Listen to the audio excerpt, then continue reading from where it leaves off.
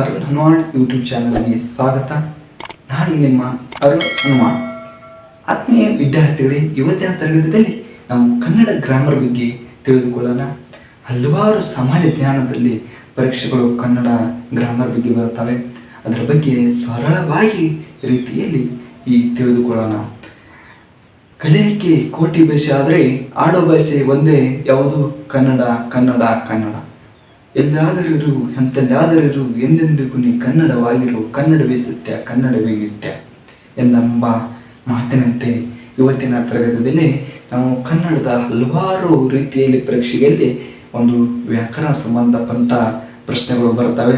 ಅದಕ್ಕಾಗಿ ನಮ್ಮಲ್ಲಿ ಕನ್ನಡ ನಾಡು ನುಡಿ ಪರಿಸರ ಕನ್ನಡಕ್ಕಾಗಿ ಕೊಟ್ಟ ಹಲವಾರು ಕವಿಗಳು ಕಾಣಿಕೆಯನ್ನು ನೀಡಿದ್ದಾರೆ.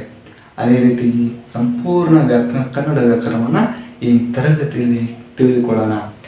ಈ ತರಗತಿಯಲ್ಲಿ ಕನ್ನಡ ವ್ಯಾಕರಣ ಅಂತ ಬಂದಾಗ ಕನ್ನಡದಲ್ಲಿ ಹಲವಾರು ವ್ಯತ್ಯಾಸವನ್ನು ಹೊಂದಿದೆ. ಕನ್ನಡಕ್ಕೆ ಹಲವಾರು ವರ್ಷಗಳ ವ್ಯತ್ಯಾಸ ಇದೆ. ಅದರಲ್ಲಿ ಕನ್ನಡ ಅಕ್ಷರಮಾಲೆ, ಶಬ್ದ, ರೂಪ, ಅಲಂಕಾರ ಇವೆಲ್ಲವನ್ನು ಸಂಧಿದಿಂದ ಸಮಾಸವರೆಗೂ ಕೂಡ ನಮ್ಮದು ವ್ಯಾಪ್ತಿಗಳನ್ನು ಹೊಂದಿದೆ. ಕನ್ನಡಕ್ಕೆ ಮೊಟ್ಟ ಮೊದಲ ಪದ ಯಾವುದು ಅಂತ ಬಂದಾಗ ಇಸ್ಸೆಲ್ ಎಂಬ ಪದ, ಈ ಸಿಲ್ ಎಂಬ ಪದ ಯಾವ ಶಾಸನದಲ್ಲಿ ಬಂದಿದೆಪ್ಪ ಅಂದರೆ ಬ್ರಹ್ಮಗಿರಿ ಶಾಸನದಲ್ಲಿ ಬಂದಿದೆ ಎಂದು ಕನ್ನಡ ವ್ಯಾಕರಣದಲ್ಲಿ ನೋಡಬಹುದು. ಇಸೆಲ್ ಎಂಬ ಪದಕ್ಕೆ ಒಂದು ಊರಿನ ಹೆಸರು ಅಂತ ಕರೆಯುತ್ತಾರೆ. ಅದಕ್ಕೆ ಇನ್ನೊಂದು ಅರ್ಥದಲ್ಲಿ ಆ ಪದಕ್ಕೆ ಯಾವಪ್ಪ ಅಂದರೆ ಕೋಟೆ, ಯಾವುದು? ಕೋಟೆ ಎಂಬ ಪದ ಎಂದು ಕೂಡ ಕರೆಯುತ್ತಾರೆ. ಇದಕ್ಕೆ ಕನ್ನಡದ ಮೊಟ್ಟ ಮೊದಲ ಪದ ಎಂದು ಕರೆಯುತ್ತಾರೆ. ಯಾವುದಕ್ಕೆ? ಈ ಸಿಲ್ ಎಂಬ ಪದಕ್ಕೆ. ಈ ಸಿಲ್ ಎಂಬ ಪದಕ್ಕೆ ಕನ್ನಡದ ಮೊಟ್ಟ ಮೊದಲ ಪದ ಎಂದು ಕರೆಯುತ್ತೇವೆ. ಇಲ್ಲಿ ಕನ್ನಡದಲ್ಲಿ ಅನೇಕ ನಮ್ಮಲ್ಲಿ ಕವಿಗಳು ಬಂದಿದ್ದಾರೆ. ಅದರಲ್ಲಿ ನಮ್ಮಲ್ಲಿ ಕನ್ನಡದ ಮೊದಲ ರಾಷ್ಟ್ರ ಕವಿ ಅಂತ ಹೆಸರು ಆದವರು ಯಾರಪ್ಪ ಅಂದರೆ ಯಾರು? ಗೋವಿಂದ ಪೈ. ಯಾರು? ಗೋವಿಂದ ಪೈ ಅವರು ಯಾರು?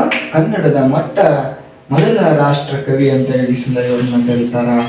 ಅದೇ ರೀತಿಯಲ್ಲಿ ಕನ್ನಡದ ಎರಡನೇ ರಾಷ್ಟ್ರ ಕವಿ ಅಂತೇಳಿ ಯಾರನ್ನು ಕರೀತಾರೆ? ಕುವೆಂಪು ಅವರನ್ನು ಕರೀತಾರೆ. ಯಾರನ್ನ? ಕುವೆಂಪು ಅವರನ್ನು ಕರೀತಾರೆ. ಕನ್ನಡಕ್ಕಾಗಿ ತಮ್ಮದೇ ಆದ ಕವಿಗಳು ರಚನೆಯಲ್ಲಿ ಸಾಹಿತ್ಯಕ್ಕೆ ಇತಿಹಾಸವನ್ನು ದೊರಕಿಸಿಕೊಟ್ಟಿದ್ದಾರೆ. ಇಂಥ ಕವಿಗಳನ್ನು ನಾವು ನೆನೆಸಿಕೊಳ್ಳುವುದು ಪುಣ್ಯ ನಮ್ಮದು. ಆತ್ಮೀಯ ವಿದ್ಯಾರ್ಥಿಗೆ, ಕನ್ನಡದಲ್ಲಿ ಮೊಟ್ಟ ಮೊದಲ ವಾಗಿ ಯಾವುದಪ್ಪ ಅಂದರೆ ಶಾಸನ ಹಲಿಮಿಡಿ ಶಾಸನ. ಯಾವುದು? ಹಲಿಮಿಡಿ ಶಾಸನ. ಇದು ಹಲಿಮಿಡಿ ಶಾಸನ ಎಲ್ಲಿ ಬರುತ್ತಪ್ಪ ಅಂದರೆ ಹಾಸನ ಜಿಲ್ಲೆಯ ಬೇಲೂರು ತಾಲೂಕಿನ ಹಲಿಮಿಡಿ ಎಂಬ ಪುಟ್ಟ ಗ್ರಾಮ. ಯಾವುದು? ಹಾಸನ ಜಿಲ್ಲೆಯ ಬೇಲೂರು ತಾಲೂಕಿನ ಹಲಿಮಿಡಿ ಎಂಬ ಪುಟ್ಟ ಗ್ರಾಮದಲ್ಲಿ ಇದನ್ನು ಯಾರು ಕಂಡುಹಿಡಿದ್ರು, ಎಷ್ಟರಲ್ಲಿ ಕಂಡುಹಿಡಿದ್ರು ಅಂತ ತಿಳಿದು ಬಂದಾಗ 1936 M.H. ಕೃಷ್ಣ ಅವರು ಏನ್ ಮಾಡಿದ್ದಾರೆ? ಶಾಸನವನ್ನು ಕಂಡುಹಿಡಿದರು. ಈ ಶಾಸನವನ್ನ M.H. ಕೃಷ್ಣ ಅವರು ಕಂಡುಹಿಡಿದರು. ಇದು ನಮ್ಮಲ್ಲಿ ಹಲಿಮಿಡಿ ಶಾಸನ ಅನ್ನೋದು ಇದು ಪೂರ್ವದ ಹಳೆಗನ್ನಡ ಶಾಸನ. ಯಾವುದು? ಪೂರ್ವದ ಹಳೆಗನ್ನಡ ಶಾಸನ ಆಗಿದೆ. ಆತ್ಮೀಯ ವಿದ್ಯಾರ್ಥಿಗಳೇ, ಈಗ ಹಲಿಮಿಡಿ ಶಾಸನ ಪೂರ್ವದ ಹಳೆಗನ್ನಡದ ಬಗ್ಗೆ ತಿಳಿದುಕೊಂಡ. ಈಗ ಕನ್ನಡದಲ್ಲಿ ಇನ್ನೊಂದು ಸಾಹಿತ್ಯ ರಚನೆಯಲ್ಲಿ ಇಂಪಾರ್ಟೆಂಟ್ ಶಾಸನ ಯಾವಪ್ಪ ಅಂದರೆ ಯಾವುದು? ಬಾದಾಮಿ ಶಾಸನ. ಇದು ಬಾದಾಮಿ ಶಾಸನ. ಯಾವುದು? ಬಾದಾಮಿ ಶಾಸನ. ಇದು ಕ್ರಿಸ್ತಶಕ 700ರಲ್ಲಿ ಈ ಶಾಸನವನ್ನ ಏನಕ್ಕತಿ ಸ್ಥಾಪನೆ ಆಗ್ತೈತಿ. ಈ ಶಾಸನದಲ್ಲಿ ಎಷ್ಟು ಅದಾವು ತ್ರಿಪದಿಗಳು? 3 ತ್ರಿಪದಿಗಳಿವೆ. ಎಷ್ಟು? 3 ತ್ರಿಪದಿಗಳಿವೆ. ಈ ಬಾದಾಮಿ ಶಾಸನದಲ್ಲಿ ಸಂಸ್ಕೃತದಲ್ಲಿಯೇ ಕನ್ನಡ ಪದಗಳು ಬಳಕೆಯಲ್ಲಿದ್ದಾವೆ. ಯಾವ? ಬಾದಾಮಿ ಶಾಸನದಲ್ಲಿ ಏನಿವೆ? ಸಂಸ್ಕೃತದಲ್ಲೇ ಕನ್ನಡ ಶಾಸನಗಳು ಪದಗಳು ಬಳಕೆಯಲ್ಲಿದ್ದಾವೆ. ಇದಕ್ಕೆ ಬಾದಾಮಿ ಶಾಸನಕ್ಕೆ ಕಪ್ಪೆ ಅರೆಭಟ್ಟ ಶಾಸನ ಮತ್ತು ಶ್ರವಣ ಬೆಳಗೊಳ ಶಾಸನ ಎಂದು ಕರೆಯುತ್ತೇವೆ. ಕಪ್ಪೆ ಅರೆಭಟ್ಟ ಶಾಸನ ಮತ್ತು ಶ್ರವಣ ಬೆಳಗೊಳ ಯಾವುದು? ಶ್ರವಣ ಬೆಳಗೊಳ ಶಾಸನ ಎಂದು ಕರೆಯುತ್ತೇವೆ. ಇದನ್ನು ಬಾದಾಮಿ ಶಾಸನ ಅಚ್ಚ ಕನ್ನಡ ಭಾಷೆಯಲ್ಲಿದೆ. ಯಾವ ಭಾಷೆಯಲ್ಲಿದೆ? ಅಚ್ಚ ಕನ್ನಡ ಭಾಷೆಯಲ್ಲಿದೆ. ಯಾವುದು ಇದು? ಕನ್ನಡ ಸಾಹಿತ್ಯದ ತಲಕಾವೇರಿ ಎಂದು ಪ್ರಸಿದ್ಧ ಆಗಿದೆ. ಬಾದಾಮಿ ಶಾಸನ ಏನಾಗಿದೆಪ್ಪ ಅಂದ್ರೆ ಕನ್ನಡ ಸಾಹಿತ್ಯದ ತಲಕಾವೇರಿ ಎಂದೇ ಪ್ರಸಿದ್ಧ ಆಗಿದೆ. ಯಾವುದು? ಬಾದಾಮಿ ಶಾಸನ. ಇಲ್ಲಿ ಹಲ್ಮಿಡಿ ಶಾಸನ 1936ರಲ್ಲಿ ಎಂ.ಎಚ್. ಕೃಷ್ಣ ಅವರು ಅದನ್ನು ಕಂಡುಹಿಡಿದರು. ಇದನ್ನು ಕನ್ನಡ ಸಾಹಿತ್ಯ ರಚನೆಯಲ್ಲಿ ತಿಳಿಯಲು ಇನ್ನೊಂದು ಶಾಸನ ಅಂದ್ರೆ ಬಾದಾಮಿ ಶಾಸನ. ಕ್ರಿಸ್ತಶಕ 700ರಲ್ಲಿ ಇದನ್ನು ಕಪ್ಪೆ ಅರೆಬಿಟ್ಟ ಶಾಸನ ಮತ್ತು ಶ್ರವಣ ಬೆಳಗೊಳ ಶಾಸನ ಎಂದು ಕರೆಯುತ್ತೇವೆ. ಇದು ಅಚ್ಚ ಕನ್ನಡ ಭಾಷೆಯಲ್ಲಿ ಹೊಂದಿದೆ. ಇದನ್ನು ಏನಂತ ಕರಿತೀವಪ್ಪ ಅಂದ್ರೆ ಕನ್ನಡ ಸಾಹಿತ್ಯದ ತಲಕಾವೇರಿ ಎಂದೇ ಪ್ರಸಿದ್ಧ ಆಗಿದೆ. ಯಾವುದು? ಬಾದಾಮಿ ಶಾಸನ. ಇನ್ನೊಂದು ಇಲ್ಲಿ ಕನ್ನಡದ ಮೊದಲ ಕೃತಿ ಎಂದೇ ಪ್ರಸಿದ್ಧವಾದ ಯಾವುದು? ಕವಿರಾಜ್ಯ ಮಾರ್ಗ. ಯಾವುದು? ಕವಿರಾಜ್ಯ ಮಾರ್ಗ. ಇದರ ಕಾಲ ಕ್ರಿಸ್ತಶಕ 850. ಕನ್ನಡದಲ್ಲಿ ಮೊದಲ ಕೃತಿ ಎಂದೇ ಪ್ರಸಿದ್ಧ ಆಗಿದೆ. ಯಾವ್ದಪ್ಪ ಅಂದ್ರೆ ಕವಿರಾಜ್ಯ ಮಾರ್ಗ. ಇದು ಕ್ರಿಸ್ತಶಕ 850ರಲ್ಲಿ ಏನಾಗೈತಿ ಇದನ್ನು ಲಕ್ಷಣ ಗ್ರಂಥ ಎಂದು ಕರೆಯುತ್ತೆ. ಇದನ್ನು ಬರೆದವರು ಯಾರಪ್ಪ ಅಂದ್ರೆ ಶ್ರೀ ವಿಜಯ. ನೀವು ಯಾವ ಆಸ್ಥಾನದಲ್ಲಿದ್ದ? ರಾಷ್ಟ್ರಕೂಟರ ಆಸ್ಥಾನದಲ್ಲಿದ್ದ. ಯಾವುದು? ರಾಷ್ಟ್ರಕೂಟರ ಆಸ್ಥಾನದಲ್ಲಿದ್ದ. ಯಾರು? ಶ್ರೀ ವಿಜಯ. ಇದನ್ನು ಕನ್ನಡದ ಮೊದಲ ಕೃತಿ ಅಂತ ಕರಿತೀವಿ. ಯಾವುದನ್ನ? ಕವಿರಾಜ್ಯ ಮಾರ್ಗನ್ನ. ಇದನ್ನು ಬರೆದವರು ಶ್ರೀ ವಿಜಯ. ಇದರ ಕಾಲ ಕ್ರಿಸ್ತಶಕ 850. ಇದು ಕಾವ್ಯದ ಲಕ್ಷಣಗಳನ್ನು ಹಾಗೂ ಅಲಂಕಾರವನ್ನು ವರ್ಣಿಸುವ ಕೃತಿಯಾಗಿದೆ. ಇದು ಯಾವುದಕ್ಕೆ ಸಂಬಂಧಪಟ್ಟಪ್ಪ ಅಂದ್ರೆ ಕಾವ್ಯದ ಲಕ್ಷಣಗಳನ್ನು ಮತ್ತು ಅಲಂಕಾರವನ್ನು ವರ್ಣಿಸಲು ಕೃತಿಯಾಗಿದೆ. ಈ ಕೃತ್ಯವನ್ನು ಪೂರ್ಣವಾಗಿ ಕಂದ ಪದ್ಯದಲ್ಲಿ ಬರೆಯಲಾಗಿದೆ. ಈ ಯಾವುದನ್ನ ಕವಿರಾಜ್ಯ ಮಾರ್ಗವನ್ನ ಎದರಲ್ಲಿ ಬರೆದಾರಪ್ಪ ಅಂದ್ರೆ ಕಂದ ಪದ್ಯದಲ್ಲಿ ಬರೆದಿದ್ದಾರೆ. ಇದನ್ನು ನಾನು ದಂಡಿಯ ಕಾವ್ಯ ದರ್ಶನ ಆಧಾರವಾಗಿ ಇಟ್ಟುಕೊಂಡು ರಚಿಸಲಾಗಿದೆ. ದಂಡಿಯ ಕಾವ್ಯ ದರ್ಶನವನ್ನ ಆಧಾರವಾಗಿ ಇಟ್ಟುಕೊಂಡು ಯಾರು ರಚನೆ ಮಾಡ್ಯಾರಪ್ಪ ಅಂದ್ರೆ ಶ್ರೀ ವಿಜಯ ರಚನೆ ಮಾಡ್ಯಾನ. ಅದೇ ರೀತಿಯಾಗಿ ಕನ್ನಡದಲ್ಲಿ ಮೊಟ್ಟ ಮೊದಲ ಕಾವ್ಯ ಅಂತ ಬಂದಾಗ ಯಾವುದಪ್ಪ ಅಂದ್ರೆ ಆದಿಪುರಾಣ. ಇದನ್ನ ಆದಿಪುರಾಣ ಅಂತ ಕೇಳಿ ಬಂದಾಗ ಆದಿಪುರಾಣವನ್ನು ಬರೆದವ್ರು ಯಾರು? ಪಂಪ. ಯಾರು? ಪಂಪ. ಇದ್ದವ ಏನ್ ಮಾಡ್ತಾನ? ಆದಿಪುರಾಣ ಬರೀತಾನ. ನಮ್ಮಲ್ಲಿ ಕನ್ನಡದಲ್ಲಿ ರತ್ನೈತಿರೋರು ಬರ್ತಾರ. ಅವ್ರು ಯಾರಪ್ಪ ಅಂದ್ರೆ ಪಂಪ, ಪೊನ್ನ, ರನ್ನ. ಇವ್ರು ಏನ್ ಮಾಡಪ್ಪ ಅಂದ್ರೆ ಕನ್ನಡದ ರತ್ನೈತಿಯರು. ಇದು ನಮ್ಮಲ್ಲಿ ಕನ್ನಡದಲ್ಲಿ ಮೊಟ್ಟ ಮೊದಲ ಕಾವ್ಯ ಯಾವತ್ತಪ್ಪ ಅಂದ್ರೆ ಆದಿಪುರಾಣ. ಈ ಪಂಪಗೆ ಏನಂತ ಕರಿತಾವ? ಆದಿಕವಿ ಅಂತೇಳಿ ಕರಿತೀವಿ. ಪಂಪಗ ಆದಿಕವಿ ಅಂತೇಳಿ ಕರಿತೀವಿ. ಆತ್ಮೀಯ ವಿದ್ಯಾರ್ಥಿಗಳೇ, ಬಾದಾಮಿ ಶಾಸನ, ಹಲ್ಮಿಡಿ ಶಾಸನ ಹಾಗೂ ನಮ್ಮ ಕನ್ನಡದ ಮೊದಲ ಕೃತಿ ಕಾವ್ಯ ಅಂತ ತಿಳಿದುಕೊಂಡಿವಿ. ಈಗ ಆದಿಕವಿ ಯಾರು? ರತ್ನೈತಿಯರ ಬಗ್ಗೆ ತಿಳಿದುಕೊಂಡಿದ್ದೀವಿ. ನೆಕ್ಸ್ಟ್, ಹಾಗಾದರೆ ಇಲ್ಲಿವರೆಗೆ ಕನ್ನಡದ ಬಗ್ಗೆ ಪೂರ್ವ ಜ್ಞಾನದ ಬಗ್ಗೆ ತಿಳಿದುಕೊಂಡಿದ್ದೀವಿ.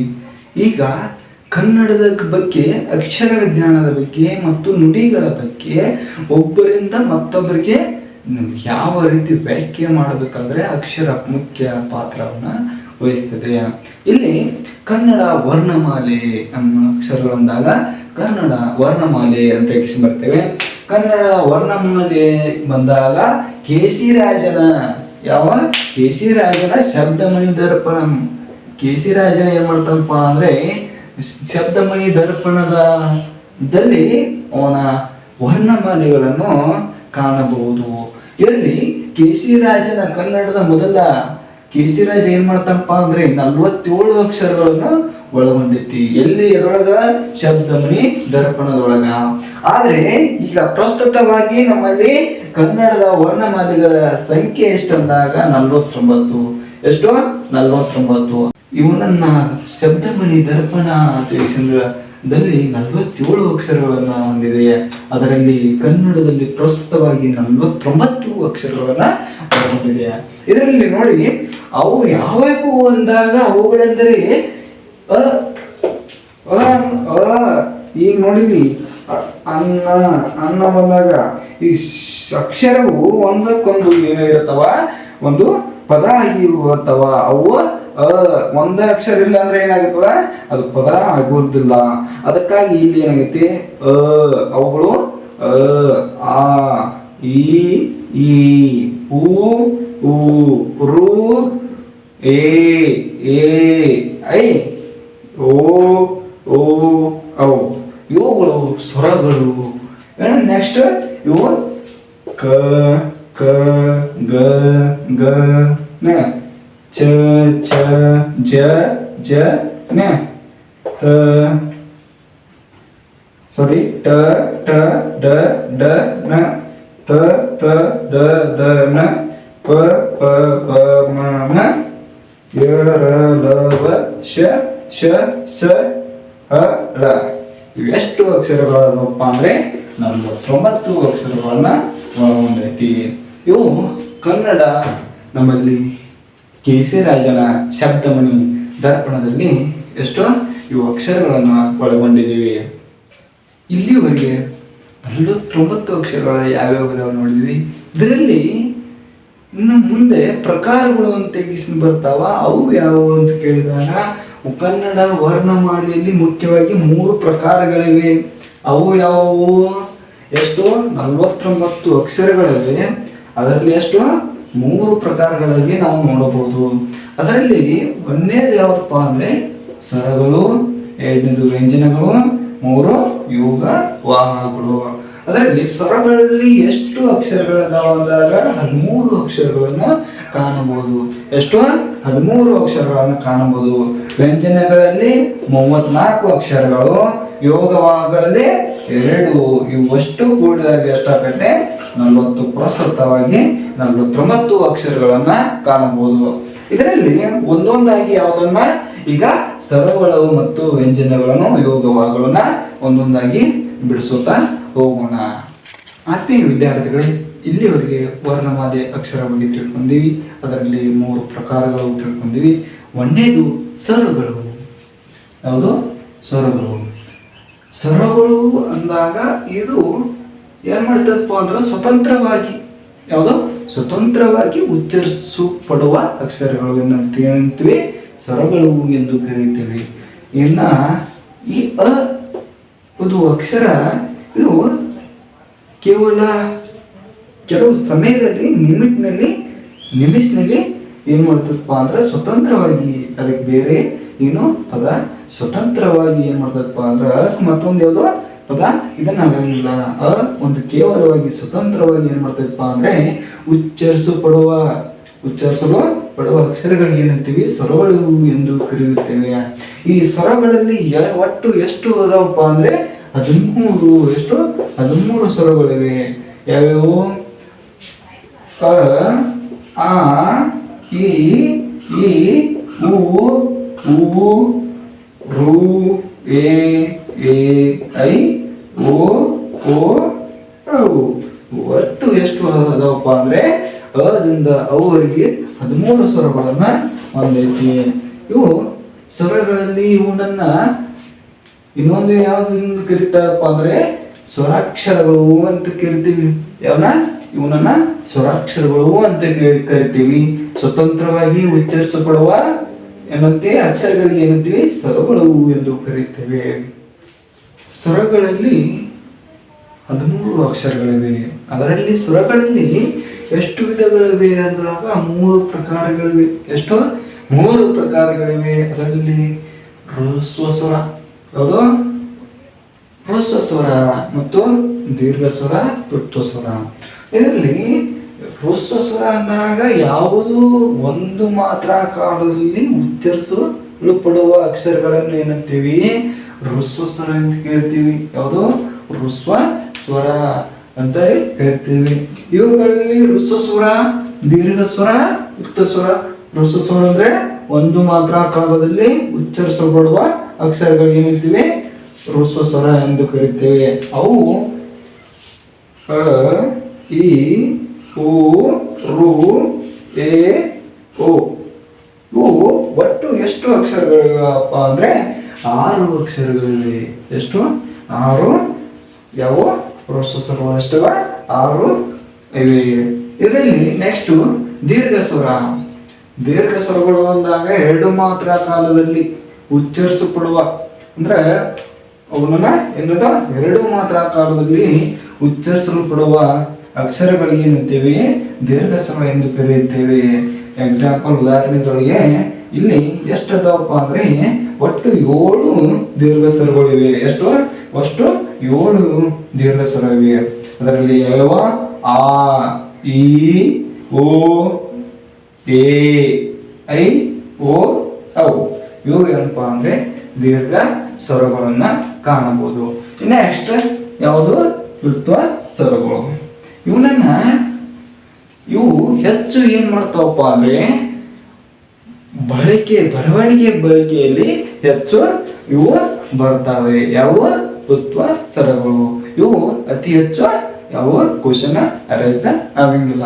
2 ಮಾತ್ರಗಳಿಗಿಂತ ಅಂದ್ರೆ 2 ಮಾತ್ರಗಳಿಗಿಂತ ಹೆಚ್ಚು ಕಾಲದಲ್ಲಿ ಉಚ್ಚರಿಸಲ್ಪಡುವ ಅಕ್ಷರಗಳನ್ನು ಹೇಳ್ತೀವಿ ವೃತ್ವ ಸ್ವರ ಎಂದು ಕರೆಯುತ್ತೇವೆ. ಉದಾಹರಣೆಗೆ 3 ಮಾತ್ರ ಕಾಲದಲ್ಲಿ ಅಥವಾ 3ಕ್ಕಿಂತ ಹೆಚ್ಚು ಉಚ್ಚರಿಸಲ್ಪಡುವ ಅಕ್ಷರಗಳು ಏನಂತೀವಿ? ವೃತ್ವ ಸ್ವರ ಎಂದು ಕರೆಯುತ್ತೀವಿ. ಇದನ್ನ ಯಾವ ರೀತಿ ಅಂದ್ರೆ ರಾಮ ಬೇಗನೆ ಬಾ ತೆಗಿಸಿಂದ ಕರಿತೀವಿ. ಅಮ್ಮ ತೆಗಿಸಿಂದ ಎಳದಕ್ಕಿಂದ ಇವು 2 ಮಾತ್ರಗಳಿಗಿಂತ ಹೆಚ್ಚು ಕಾಲದಲ್ಲಿ ಉಚ್ಚರಿಸಲ್ಪಡುವ ಅಕ್ಷರಗಳಿಗೆ ಏನಂತೀವಿ? ವೃತ್ವ ಸ್ವರ ಎಂದು ಕರಿತೀವಿ. ಇಲ್ಲಿ ಮೊದಲಿಗೆ ವರ್ಣಗಳು ನೋಡಿದೀವಿ, ವರ್ಣಮಾಲೆಗಳು. ಅದರಲ್ಲಿ ವರ್ಣಮಾಲೆಗಳಲ್ಲಿ ಸ್ವರಗಳು, ವ್ಯಂಜನಗಳು, ಇವುಗಳು 3 ಪ್ರಕಾರಗಳು. ಅದರಲ್ಲಿ ಸ್ವರಗಳಲ್ಲಿ ಏನ್ ಮಾಡಿದೀವಿ? ಸ್ವರಗಳು ಎಂದರೇನು? ಸ್ವರಗಳಲ್ಲಿ ಎಷ್ಟು ಅಕ್ಷರಗಳು? 13 ಇವೆ. ಆ ಸ್ವರಗಳಲ್ಲಿ ಎಷ್ಟು ಪ್ರಕಾರಗಳಿವೆ? 3 ಪ್ರಕಾರಗಳಿವೆ. ಅದರಲ್ಲಿ 3 ಹ್ರಸ್ವ ಸ್ವರ, ದೀರ್ಘ ಸ್ವರ, ವೃತ್ವ ಸ್ವರ. ಇವು ಎಂದರೇನು? ಅವುಗಳು ಎಷ್ಟು? ಹ್ರಸ್ವ ಸ್ವರ ಮತ್ತು ದೀರ್ಘ ಸ್ವರ ಕೂಡಿ ಎಷ್ಟು ಅಕ್ಷರಗಳಿವೆ? 13 ಅಕ್ಷರಗಳನ್ನು ಕಾಣಬಹುದಾಗಿದೆ. ಇದು ಸ್ವರಗಳಲ್ಲಿ ಈ 3 ವಿಧಗಳು. ಎಷ್ಟು ಅಕ್ಷರಗಳು? 13 ಅಕ್ಷರಗಳಿವೆ. 3 ವಿಧಗಳನ್ನು ಕಾಣಬಹುದಾಗಿದೆ. ಆತ್ಮೀಯ ವಿದ್ಯಾರ್ಥಿಗಳೇ, ನೆಕ್ಸ್ಟ್ ಈಗ ಸಂಧ್ಯಾಕ್ಷರಗಳು. ಯಾವ? ಸಂಧ್ಯಾಕ್ಷರಗಳು. ಇಲ್ಲಿ ಸಂಧ್ಯಾಕ್ಷರಗಳ ಅಂದಾಗ ಮತ್ತು ಐ ಮತ್ತು ಔ. ಯಾವ? ಐ ಮತ್ತು ಅವುಗಳನ್ನು ಏನಂತೀವಿ? ಸಂಧ್ಯಾಕ್ಷರಗಳು ಎಂದು ಕರೆಯುತ್ತೇವೆ. ಇವನು ಯಾಕಂತೀವಿ ಅಂದಾಗ ಈ ಐ ಎಂಬ ಅಕ್ಷರವು ಯಾವುದು? ಐ ಎಂಬ ಅಕ್ಷರವು ಏನು? ಅ ಮತ್ತು ಎ ಎಂಬ ಅಕ್ಷರಗಳು ಸಂಧಿ ಕಾರ್ಯದಿಂದ ಉತ್ಪತ್ತಿಯಾಗಿದೆ.